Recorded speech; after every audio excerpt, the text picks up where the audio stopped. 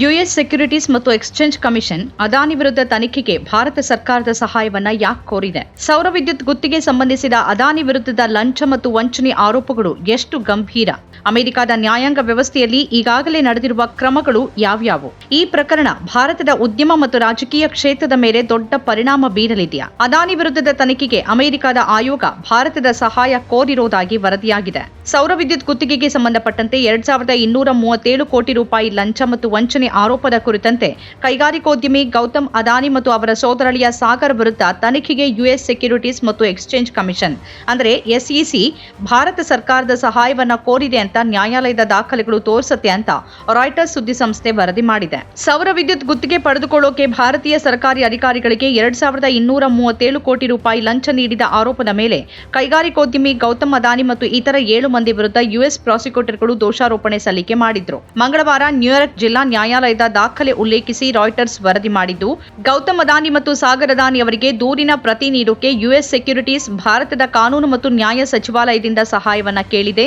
ಗೌತಮ್ ಅದಾನಿ ಮತ್ತು ಸಾಗರ್ ಅದಾನಿ ಭಾರತದಲ್ಲಿದ್ದು ಅಮೆರಿಕದ ವಶದಲ್ಲಿಲ್ಲ ಅಂತ ಹೇಳಿದೆ. ಇದಲ್ಲದೆ ಅದಾನಿ ಮತ್ತು ಅವರ ವಕೀಲರನ್ನ ಸಂಪರ್ಕ ಮಾಡಿದ್ದೀವಿ ಮತ್ತು ಮೊಕದ್ದಮೆಯ ಬಗ್ಗೆ ನೋಟಿಸ್ ಕಳಿಸಿದ್ದೇವೆ ಅಂತ ಅಧಿಕಾರಿಗಳು ಹೇಳಿರುವ ಬಗ್ಗೆ ರಾಯ್ಟರ್ಸ್ ವರದಿ ಉಲ್ಲೇಖಿಸಿದೆ. ಕಳೆದ ವಾರ ಪ್ರಧಾನಿ ನರೇಂದ್ರ ಮೋದಿ ಅವರು ವಾಷಿಂಗ್ಟನ್ಗೆ ಭೇಟಿ ನೀಡಿದ ಸಂದರ್ಭದಲ್ಲಿ ಅಮೆರಿಕ ಅಧ್ಯಕ್ಷ ಡೊನಾಲ್ಡ್ ಟ್ರಂಪ್ ಅವರೊಂದಿಗೆ ಅದಾನಿ ಪ್ರಕರಣದ ಬಗ್ಗೆ ಚರ್ಚಿಸಿಲ್ಲ ಅಂತ ಪತ್ರಕರ್ತರ ಪ್ರಶ್ನೆಗೆ ಉತ್ತರಿಸ್ತಾ ಹೇಳಿದ್ರು. ಈ ರೀತಿ ವೈಯಕ್ತಿಕ ವಿಷಯಗಳನ್ನ 2 ದೇಶಗಳ ನಾಯಕರು ಎಂದಿಗೂ ಚರ್ಚಿಸಲ್ಲ ಅಂತ ವರದಿಗಾರರೊಬ್ಬರ ಪ್ರಶ್ನೆಗೆ ಪ್ರಧಾನಿ ಮೋದಿ ಹೇಳಿದ್ರು. ಉದ್ಯಮಿ ಗೌತಮ್ ಅದಾನಿ ಅವರಿಗೆ ಸಂಬಂಧಪಟ್ಟ ಭ್ರಷ್ಟಾಚಾರವನ್ನ ಪ್ರಧಾನಿ ನರೇಂದ್ರ ಮೋದಿ ಅವರು ಮರೆಮಾಚುತ್ತಿದ್ದಾರೆ ಅಂತ ಕಾಂಗ್ರೆಸ್ ನಾಯಕ ರಾಹುಲ್ ಗಾಂಧಿ ಶುಕ್ರವಾರ ಆರೋಪಿಸಿದ್ದಾರೆ.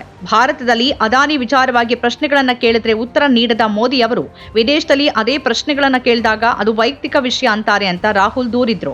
ಈ ಕುರಿತು ಎಕ್ಸ್ ನಲ್ಲಿ ಪೋಸ್ಟ್ ಮಾಡಿರುವ ರಾಹುಲ್ ಗಾಂಧಿ, ದೇಶದಲ್ಲಿ ಪ್ರಶ್ನೆ ಕೇಳಿದ್ರೆ ಮೌನ ತಾಳ್ತಾರೆ, ಆದ್ರೆ ವಿದೇಶದಲ್ಲಿ ಕೇಳಿದ್ರೆ ಅದು ವೈಯಕ್ತಿಕ ವಿಚಾರ ಅಂತಾರೆ. ಅಮೆರಿಕದಲ್ಲೂ ಮೋದಿ ಅದಾನಿಜಿ ಅವರ ಭ್ರಷ್ಟಾಚಾರವನ್ನ ಮುಚ್ಚಿಟ್ಟಿದ್ದಾರೆ ಅಂತ ಹಿಂದಿಯಲ್ಲಿ ಬರೆದಿದ್ರು. ಮಿತ್ರರ ಜೈಬನ್ನ ತುಂಬಿಸೋದೇ ಮೋದಿ ಅವರಿಗೆ ರಾಷ್ಟ್ರ ನಿರ್ಮಾಣದ ಕಾಯಕವಾಗಿದೆ. ಹೀಗಾಗಿ ಲಂಚ ಪಡೆದು ದೇಶದ ಸಂಪತ್ತನ್ನ ಲೂಟಿ ಮಾಡೋದು ವೈಯಕ್ತಿಕ ವಿಚಾರ ಆಗತ್ತೆ ಅಂತ ರಾಹುಲ್ ಆಕ್ರೋಶ ವ್ಯಕ್ತಪಡಿಸಿದ್ರು. ಕಾಂಗ್ರೆಸ್ ಈ ಹಿಂದೆ ಅದಾನಿ ಬಂಧನಕ್ಕೆ ಕರೆ ನೀಡಿದೆ ಮತ್ತು ಪ್ರಧಾನಿ ಮೋದಿ ಅವರು ಈ ಹಿಂದೆ ಅದಾನಿ ಅವರ ಒಪ್ಪಂದಗಳನ್ನು ಮುಚ್ಚಾಕಿದ್ದಾರೆ ಅಂತ ಆರೋಪಿಸಿದೆ. ಎಂದಿನಂತೆ ಬಿಜೆಪಿ ಮತ್ತು ಅದಾನಿ ಈ ಎಲ್ಲ ಆರೋಪಗಳನ್ನು ನಿರಾಕರಿಸಿದ್ದಾರೆ. ಉದ್ಯಮಿ ಗೌತಮ್ ಅದಾನಿ ಅವರು ಪ್ರಧಾನಿ ಮೋದಿ ಅವರ ಅತ್ಯಾಪ್ತರು ಅನ್ನೋದು ಈಗ ಜಗಜ್ಜಾಹೀರಾಗಿರುವ ವಿಚಾರ.